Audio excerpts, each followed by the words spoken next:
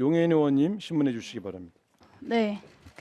원래 사실 서울경찰청 112 치안종합상황실은 참사 징후를 가장 먼저 인지하고 참사 사실을 가장 빨리 접수한 기관 중에 하나입니다. 근데 서울청 112 상황실의 대응이 여태까지 미궁 속에 있습니다.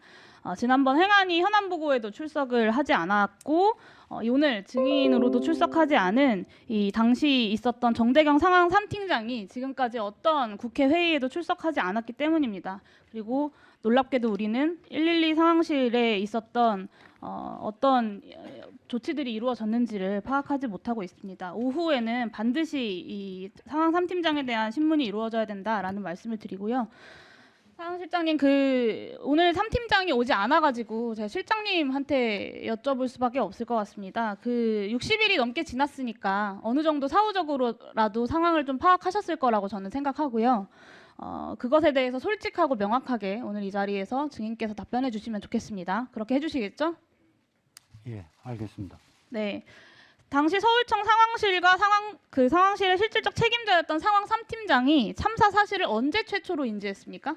본인 진술에 의하면은 22시 59분경 소방으로부터 발생 사실과 경찰관 요청 22시 59분이요? 22시 59분. 22시 59분이요? 예.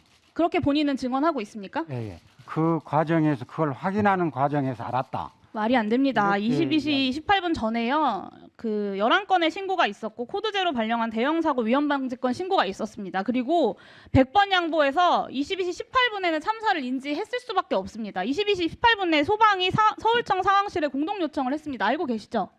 예, 알고 있습니다. 네. 그리고 22시 18분에 첫 112 신고 접수 받고 2, 3분 내로 깔릴 것 같아요. 여자 비명 소리 이런 내용들이 접수돼서 코드제로 선지령 2건 접수했습니다. 이때 상황팀장이 인지 못했을 리 없지 않습니까? 네, 당시에 사고가 발생 이후에 112 접수 요원들은 계속 접수되는 신고를 코드를 부여해서 일선으로 네, 그러니까 그 뒤에 계속해서 들어오는 신고가요. 1분에 4건, 6건 계속해서 압사당할 것 같다. 비명소리, 깔려 죽는다. 이런 신고들이 끊임없이 빗발칩니다. 그리고 22시 28분에 소방이 또 공동 요청을 하고 112 상황실에선 이에 대해서 또 코드 제로를 내리죠.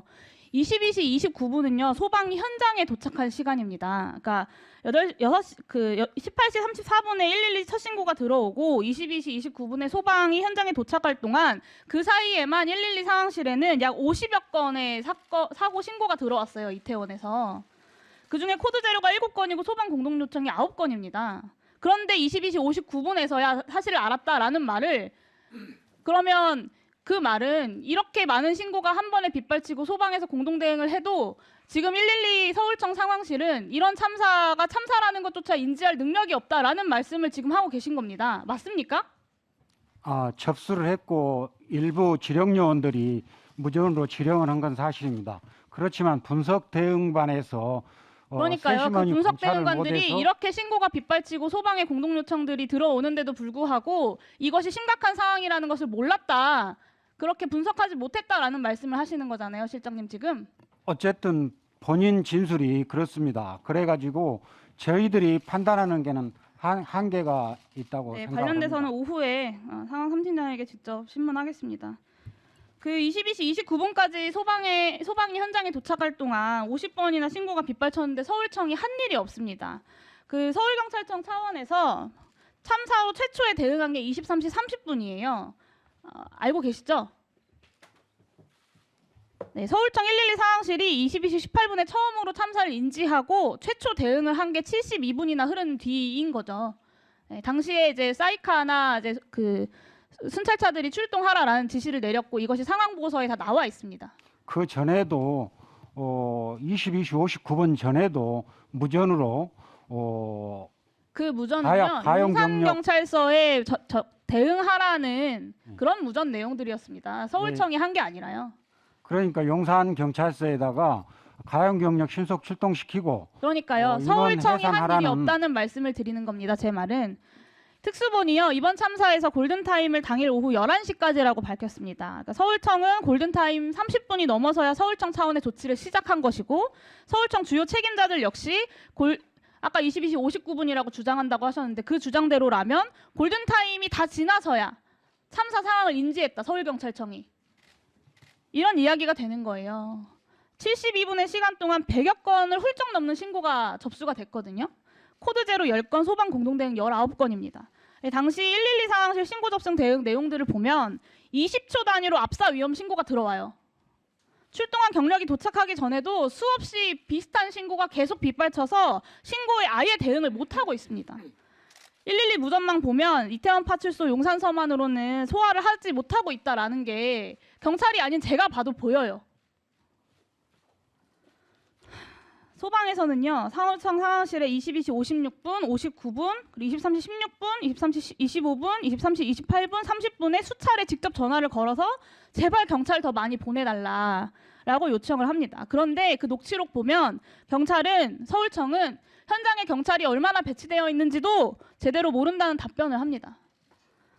이런 상황이면, 그러니까 20초 단위로 압사 위험에 대한 신고가 빗발치고 소방에서 공동대응 요청이 계속해서 들어오고 이런 상황이면 코드 제로가 계속 나가고 같은 사안으로 이런 상황이면 당연히 상부에 보고할 만한 긴급하고 위급한 상황 아닙니까?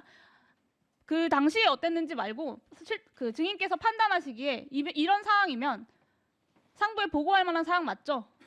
네, 맞습니다. 저희 접수요원과 지령요원이 조치를 일부 하기는 했지만은 상황팀장 차원에서 또 상황관리관이나 상황팀장 지휘부 차원에서 적극적으로 인력을 추가로 지원한다든가 이런 보고체제를 가동하지는 못했습니다. 그렇지만 소방에서도 저희들한테 최초 통보가 22시 59분입니다. 22시 59분이 아니라요. 22시 18분에 공동대응 요청을 18분은 했습니다. 공동대응 요청인데 그 부분은 저희들이 이 많은 신고가 접수됐음에도 제때 조치를 못하고 조기에 비상 가동을 못한 부분에 대해서는 죄송하게 생각합니다. 다만 아까 말씀드린 부분은 22시 18분에 공동대응 요청이 왔을 때는 코드 원으로 일선 파출소까지 하달이 되는 부분입니다. 그리고 소방에서 한참 후에 22시 56분에는 112 신고가 들어옵니다. 112 신고도 역시 이 경찰서로 하달이 된 겁니다. 그 다음에 22시 59분에서야 실제 사고가 났다, 경찰이 더 필요하다는 전화, 한라인 전화를 받고서야 그때부터 상황을 더 파악하고 대응을 하기 시작을 했습니다. 그 부분에서 조기 조치가 안 된 부분은 저희들이 죄송하게 생각합니다만은 그래도 접수요원과 지령요원들은 조치를 하고 있었습니다. 네. 다행입니다. 그렇죠.